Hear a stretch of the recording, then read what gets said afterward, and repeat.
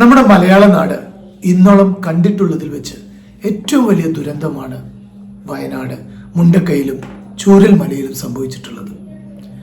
അവിടുന്ന് ദിനം പ്രതി വന്നുകൊണ്ടിരിക്കുന്ന ഒരുപാട് നന്മയുള്ള വാർത്തകൾ ഉണ്ട്. ദുരന്തമാണെങ്കിലും അവിടെ നിന്നും ഒരുപാട് നന്മയുള്ള ചിത്രങ്ങൾ നമുക്ക് ഷെയർ ചെയ്യാനുണ്ട്.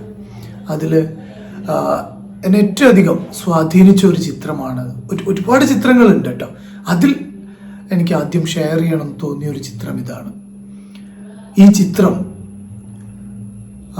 ഈ ചിത്രത്തിൽ 3 കളറുകൾ നമുക്ക് ശ്രദ്ധിക്കാം.